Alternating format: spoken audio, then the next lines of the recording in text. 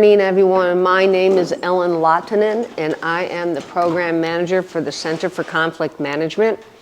I am a double alum at KSU in my undergrad and my master's.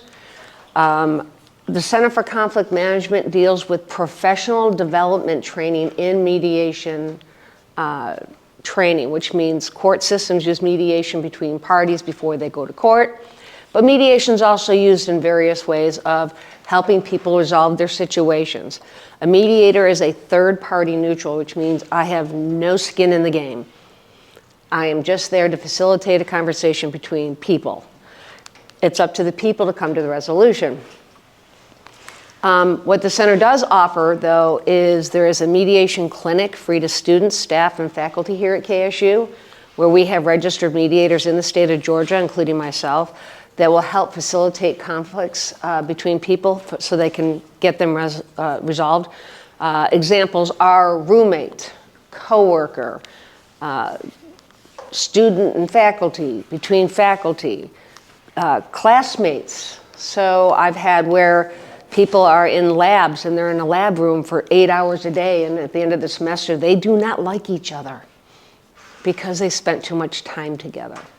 So those are the kinds of things that the center does, and that's my role. I am under the School of Conflict Management and Peace Building, which is also the for the master's and PhD programs that do conflict resolution in those graduate programs.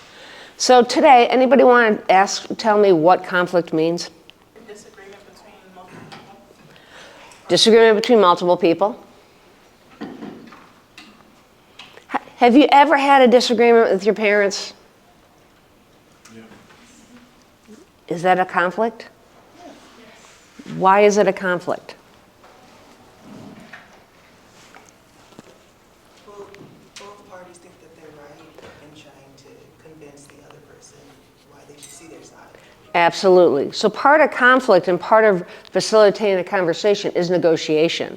It's another technique that a lot of people learn as they get older, and some people don't learn it well at all. One of our trainers is really a great negotiator. So if you know anything about world events, currently Qatar is the main place for the Gaza peace treaty, trying to get a ceasefire that has fallen through.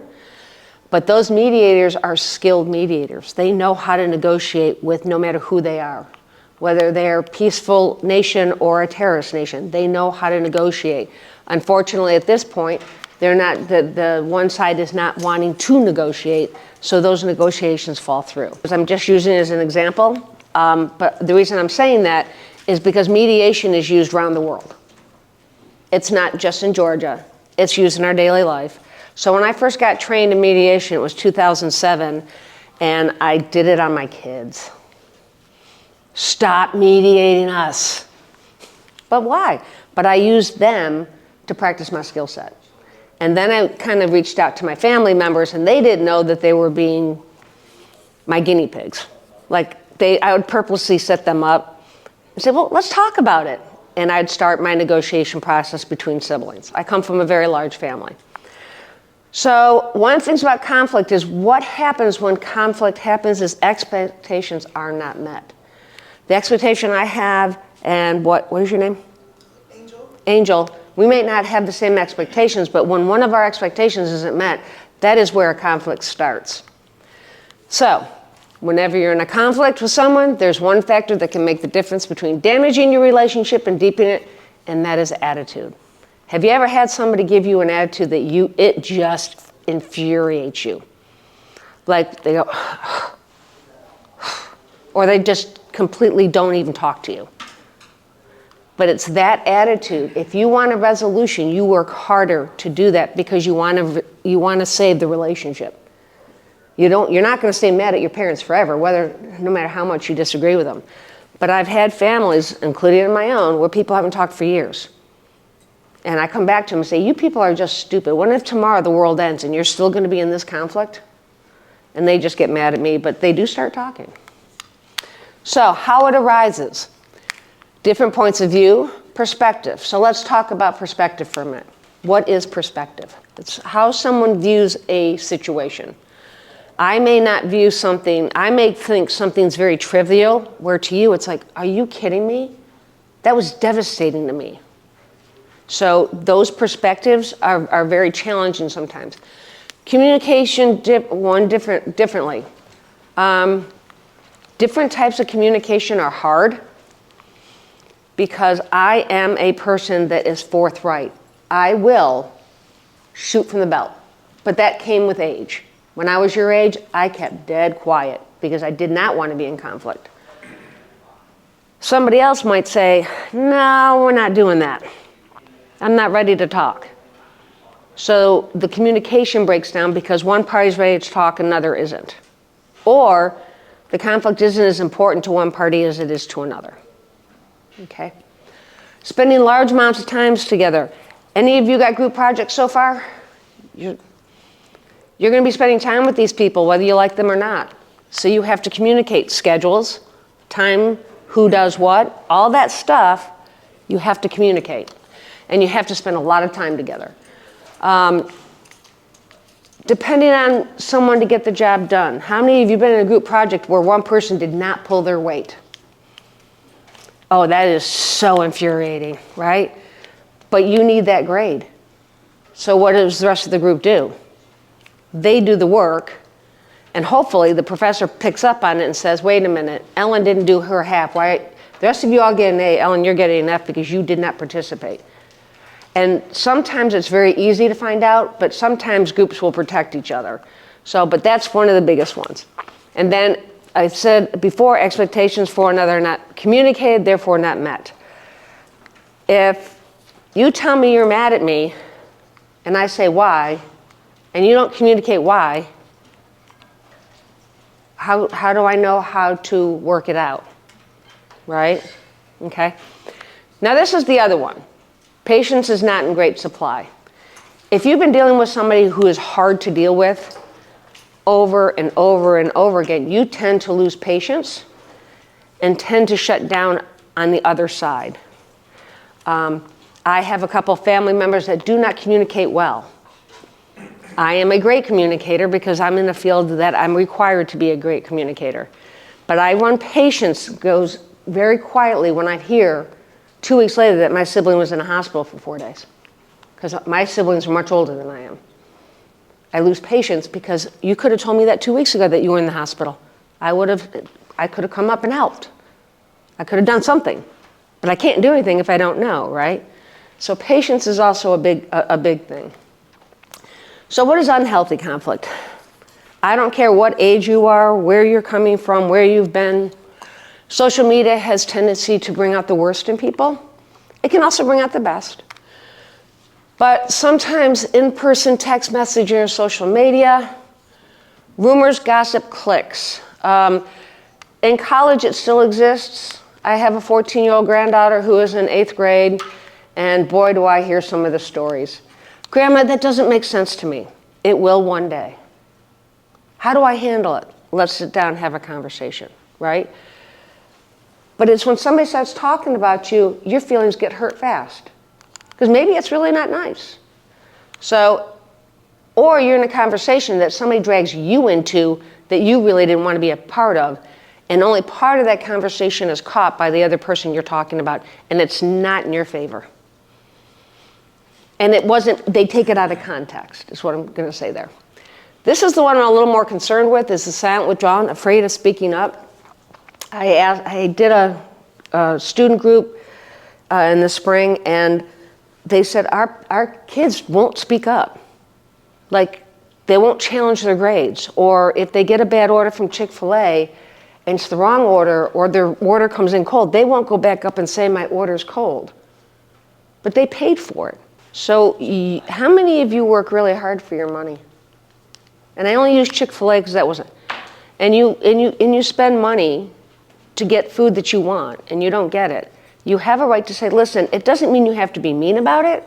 Just says, listen, this is the wrong order, or this is really cold and I can't eat this. Can you please? Okay, remember we talked about perspective. It is on the, and I'm going to tell you this right now. You will pick and choose your battles. To you, it might be, you know what, I can eat this cold. There's a microwave over there. I can nuke it over there on the other side of wherever.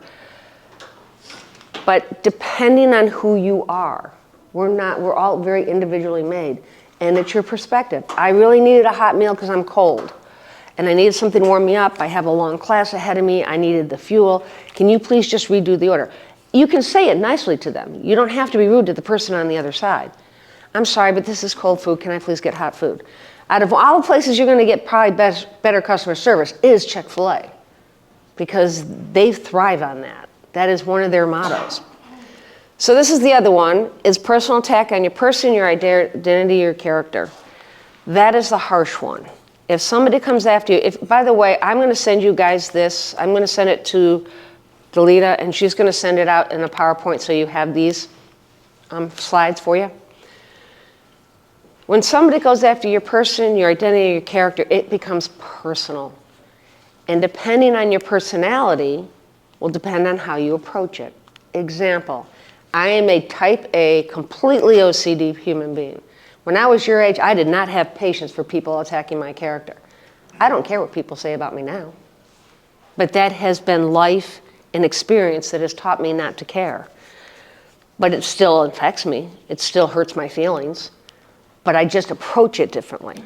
But this is the one that sometimes you have to stand up and say, I'm offended by what you said. Can you explain to me why you thought that was the need to say that?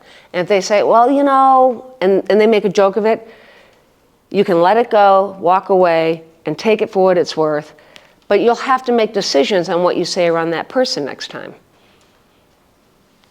Because you never know why they said what they said, unless they tell you the truth and say, you know, Ellen, you did this, and that's why I said this about you. Okay, that's fair. I did do that. And I can say I'm sorry, or I can say, well, it's been nice knowing you. It's my choice. But for my own personality, I don't want people to walk away angry with me if I've done something to offend them. And sometimes it's completely invert, that you do not mean to hurt somebody's feelings, you don't mean to offend them, it just happens. This is the biggest one, is lack of respect, the act of showing little to no regard for someone or something. I work with high-risk kids in juvenile court,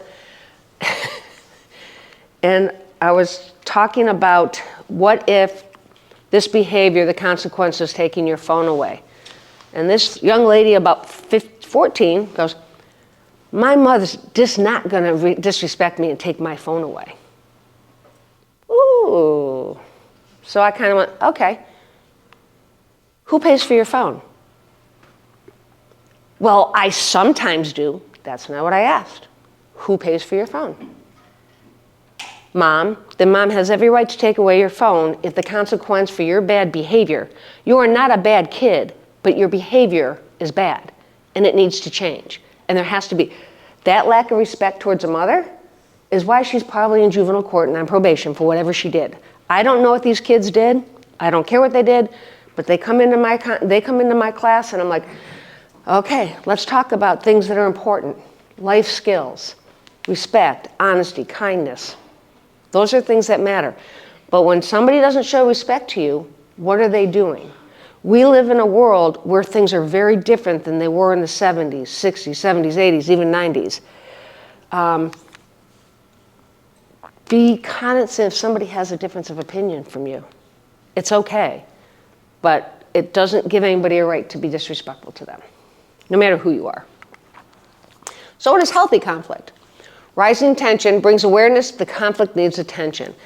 Conflict is not bad. Conflict has to exist for us to become better human beings. It shows that we have a difference of opinion. It shows that we sometimes see things in a different light, and that is perfectly okay. This is where communication comes in. Having a communication is opportunity to voice thoughts, feelings, and grievances.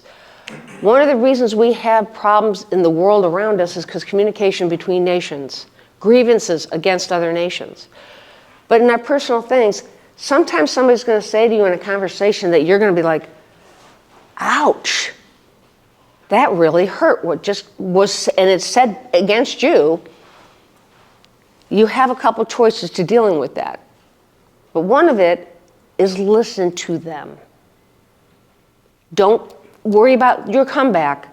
Listen to what they're saying, because somehow Whatever those feelings or grievances, they come from somewhere.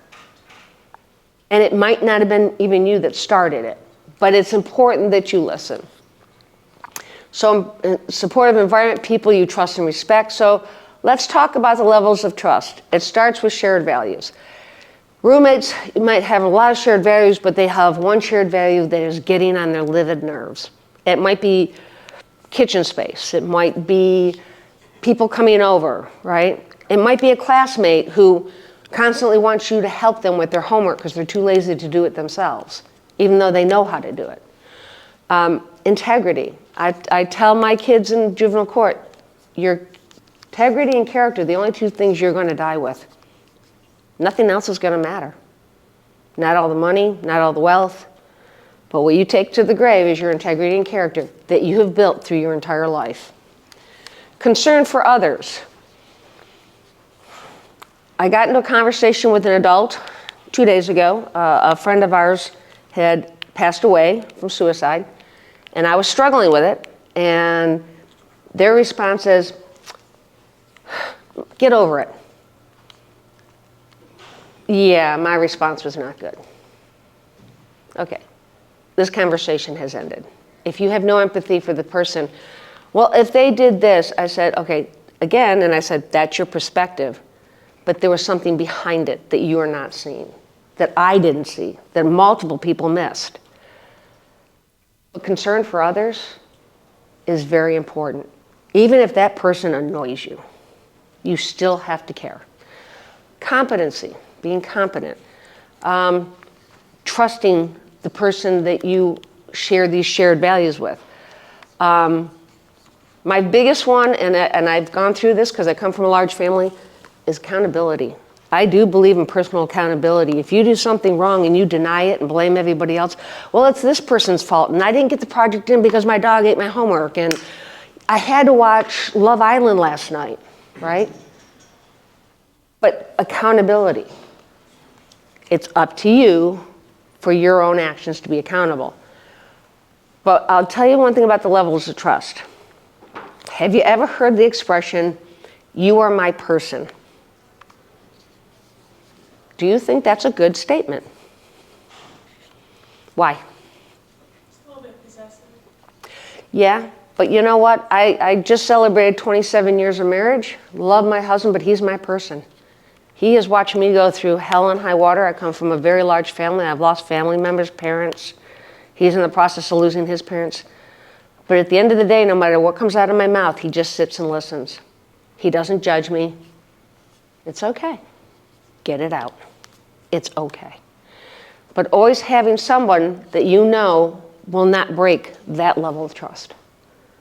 Because there's going to be things in this life and at this university that are going to be hard for you to handle. If you're struggling through a semester, find that person, whoever it is, and say, I have to trust you because I'm really struggling with this. When I was in school, I went back as an adult learner. I went back and got my undergrad at 46. Okay? Most of the people in my age group were 23. My kids were having a fit. Like, Mom, play with people your own age. They're group projects. I have to be in the same class with them. Okay, so let's go through this real quick, and then I'm going to give you a couple scenarios. SWOT, strengths, weaknesses, opportunities, and threats. These are things that we kind of think of how we build our trust and various things around it. So our strengths can be knowledge, resources, talent, or trust. Knowledge and talent. Somebody, okay, once upon a time I worked in IT and I was really good at it. Okay, I'm not so good at it now. But it was a talent of mine. My talent has changed in other areas. Resources. At KSU, doing my job, when I first started here, I had to find other people who did it better than I did, or who knew how to do it. And I've only gotten good at my job because of those people. Weaknesses. No resources, lack of ability, people who do not want to work with you, or you do not work with. You get into a group project, you don't know who they are until you have to work in a group project, and you find you really don't want to work in their group anymore. okay? Lack of trust is somebody says, I'm going to have this to you by Monday, and it's Friday, and you still don't have the information. And they keep doing it and doing it. So your lack of trust starts to build. And lack of knowledge. Sometimes you don't have the answers, or you're around people that don't have the answers, and it's frustrating because you can't get to the next step without that. So opportunities. Now, I'm going to be careful on this one, but the biggest one is commonality with others. What do you share with somebody else? If you're taking a history class and they're really good at history and so are you, you might want to go play trivia game with them at a restaurant somewhere and do history. You'll beat everybody out because you guys are both history buffs. Trust, again, with strengths and opportunities are hand in hand. Now, hopes and dreams, desires, and happiness and love kind of get a little what I call touchy-feely, but we all have them. My hope when I came back is I would get my bachelor's degree. My dream was to find a job that I actually liked and didn't have to be on call 24/7 when I was in IT. One of the reasons I changed. Happiness and love is very much on the personal, but when you're happy, do you do better in school? When you feel loved, do you feel like life is good? These are important. That's why when you're going through something like a conflict, these things really do matter. But the commonality with others, I have a coworker, we're best friends. We don't work in the same department anymore. She taught me a lot of stuff. She went on to another department. I forgave her for doing that 5 years ago. Nothing in common until we became friends. And then we started to find we did have commonalities, but it took us a while to get there. But those commonalities have kept my friendship with her for the last 12 years. This is the harder one. Frustrations, fears, worries, dislikes, sadness, shame, hate. I really don't like it, but this is done this is a psychological format. I don't like the word hate.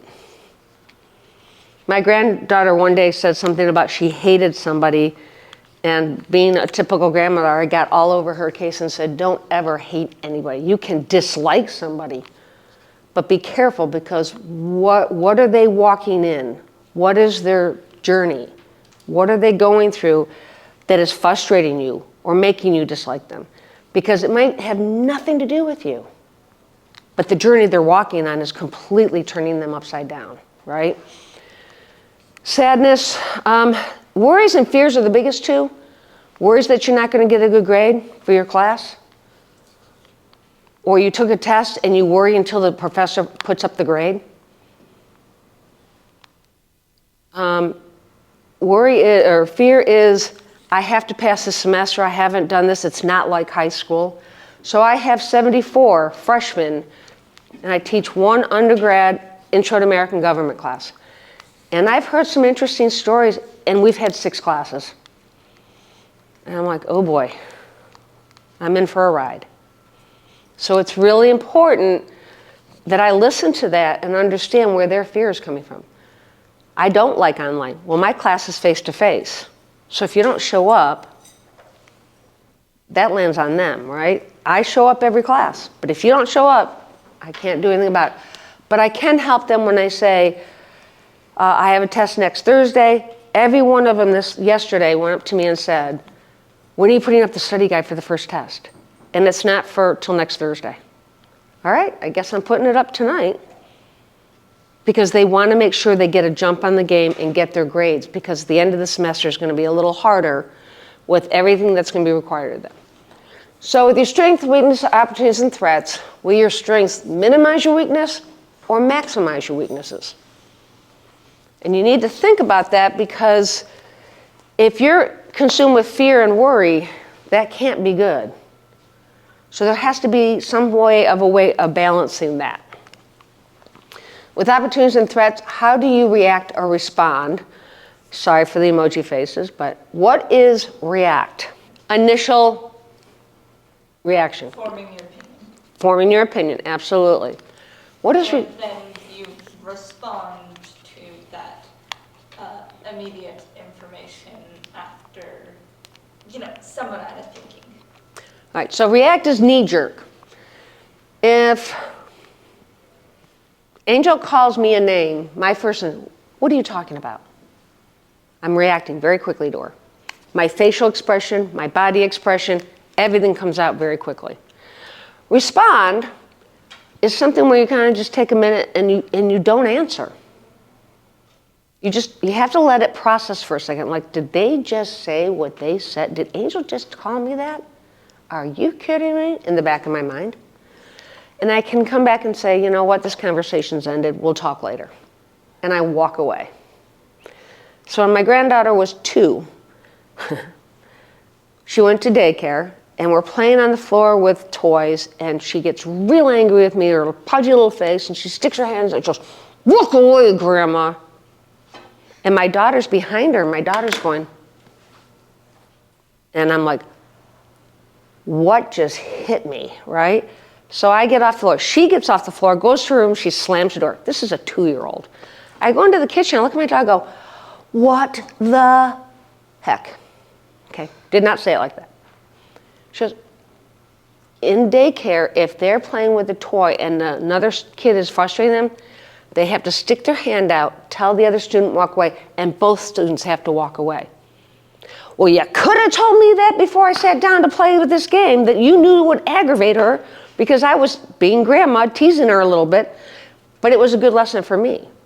Because when she first did that, that was a complete act of disrespect to me.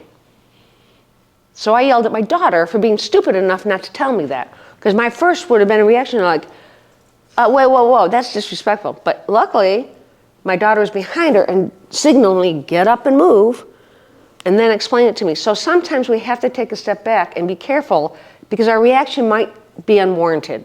Thomas Connell's conflict modes is where you go in and you answer 30 questions, and it's 15 of the same questions stated differently. And so you'll add up your scores. I'll give you, it comes with the instructions on it. But there's 5 different ways that people deal with their conflict. One is unassertive to assertive, and that is the importance of achieving a goal. This one is uncooperative to cooperative, importance of relationship. So when you do this, I do this every couple years, and mine's different at the 10-year mark, because every 10 years, everything in how you approach conflict does change. Most students between 18 and 25 land in avoiding and compromising. But let's talk about it briefly. Competing is one party seeks to satisfy interests regardless of the impact of the other party. I always think of somebody who is competing during a conflict would be a salesperson. They're trying to sell you something. Let's use cars. They will keep coming back trying to convince you to buy their car. But the interest isn't for you. Their interest is I get paid for every car I sell. Okay? Collaborating is both parties win. Here's the key about collaborating. It takes a lot of time. If you have to come up with something, every party says everything they want, and then you have to collaborate how to get there. It's a great negotiation tool, but it takes a lot of time. Okay? Compromising is a 50-50. You give some, you lose some, but so does the other party. How many of you have had to compromise on decisions? And you've had no choice because the other party's like, I'm not willing to give up this. And it's like, okay, I guess I could figure that out, right? Avoiding. One or both parties seeks to suppress the conflict. There's 2 avenues to look at avoiding. One is the conflict isn't that important to you. I use the expression, pick your battles, right? The other is this. My husband and I have been married about 3 months. He goes out, says I'll be home at 10 o'clock. He went to drop his son off at home and then went to out with the guys, which is fine. 11 o'clock comes. Now, we did not have cell phones back then. That's how old I am. 11 o'clock comes, 12 o'clock comes, 1 o'clock comes, 2 o'clock comes, 3 o'clock comes, 4 o'clock. I'm up getting ready to go to work because I had to be at work at 4:30 in the morning. He prances in the door about 4:25. My reaction, night, babe, have a great day at work. And goes to bed. Type A, OCD person here, went like, okay. For the next, that was a Monday. Monday through Friday, all we did was email fight. Please tell me why you didn't come home for 6 hours and not call me. You could have been dead on the side of the road. I was waiting for the police to show up. You know, women think the worst things, right? Friday morning, my boss comes to me and says, if you have not figured out whatever's up your butt, don't come back to work Monday until it's fixed. Little did I know, his boss said the same thing to him. So he calls me and goes, we got to meet. Okay. Called my kids and said, find another place to spend the night tonight. Go to your friend's house. They're like, great, you guys have been miserable all week. We don't like either one of you. When we sat and talked, I said, why did you not tell me what's going on? He goes, well, I dropped off so-and-so, and when I went in to say hello to her, and he's known this woman longer than he'd known me, and this guy berates this woman, tells her what a lousy mother she is, she's not a good housekeeper, she's a lousy wife, totally just disses into her. He goes to bed with my husband staying at the doorway. So I looked at her, she is just sobbing. He goes, you know what? I have nothing better to do. He stayed until 3:30 in the morning. They vacuumed, they cleaned the whole house up, and he just worked with her and let her vent. That is admirable, right? Why didn't you just tell me that? He goes, I had to process. He wasn't suppressing the conflict. He was processing. He already knew he had not called me. He saw the expression on my face when he came home. He said, I had to process how to handle you. He's a type B. He's totally opposite of me. And then he comes out and goes, you should have just trusted me. Yeah, don't use that on me. If I didn't trust you, your stuff would have been out in the front door, right? But he was processing. So avoiding doesn't always mean that somebody doesn't want to deal with it. Sometimes there's so much information, they have to take a step back and say, how am I going to get out of this without it being more conflictual? And his response is, she'll cool off after a while. All right, it went on for a week, so obviously I wasn't cooling off. We had to be threatened by each of us by our bosses to fix the problem. So just because somebody avoids something doesn't mean they're not thinking about it. It just might they're processing. Accommodating, one party yields the win to the other party to preserve the relationship. Another way of accommodating is simple. How many of you have ever gone on vacation with friends? How many of you said, okay, where are we going? How many said, there's multiple places to go and you had to choose between the one? Accommodating is, where do you want to go to dinner tonight? You choose. That annoys me. Why? Because if I've been making decisions all day, I really don't want to choose. So how do people see you when you're in conflict? I totally stole this from a friend of mine. Are you aware of your emotions while in conflict? And a lot of people say, I can hide my emotions really well. Can you? Because if I am over nervous, or when I was a kid, because I'm so fair skinned, I would go from here all the way up to my ears, red. My parents knew I was lying. I got away with nothing. Whereas my sister could lie all day long and get away with it because she could hide her emotions. I was a dead giveaway. So one of the things is a friend said to another friend of mine, I know you were mad. And she's like, well, how do you know I was mad? Oh, your eyes went red, you went squinty, you tensed up. So body language has a lot to do with showing our emotions. It's not in our words, it's normally in our body language. So that's why I love this, because, how do I really say something? Or let's say I yell at somebody and they're like, do you realize how harsh that was? No. Was it? Yeah. You hurt my feelings. I was scared of you. As you get, and the more misdirection you'll get. Because people want to help, and they don't always help. How do you feel? How do others feel about this situation? Should this matter? If you are in a dorm situation and you have roommates, everybody chimes in. I've done roommate conflicts and this has been a problem. The whole suite knows that you hate me. Well, what does that matter to you? Because you started it. It's your fault. I don't like people not liking me because of a problem you and I have, but they're siding with you. And it's aggravating me, right? Why hasn't the problem been solved? Again, some people may pick and choose their battles. They may be avoiding it. But one party might think it's a big, huge balloon, and another person's like, it's no big deal. It's really not a big deal. And who wants change to take place and who does not? I had this with a roommate conversation, and it went completely the opposite way I thought it should. The one roommate came on. She said, this is what's going on. This is what I don't like. This is what I like.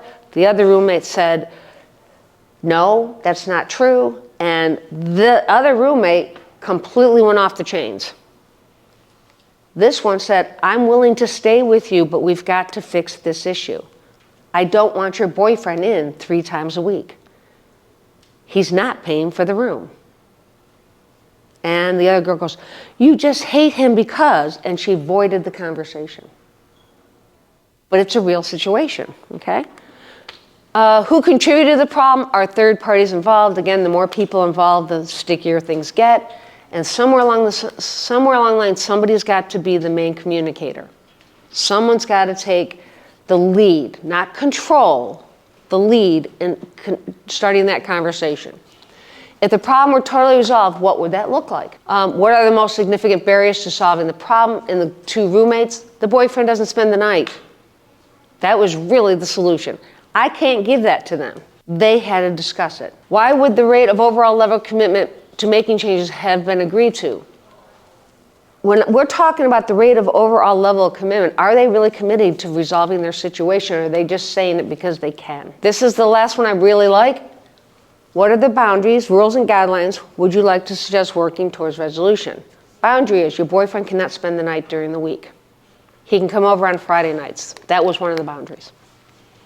It's a boundary, right? My favorite one from now is, what will this conflict look like in a week from now, a month from now, a year from now? Future thinking.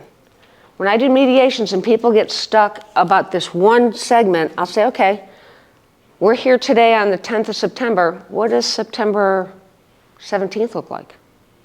Well, I don't know. What do you want it to look like?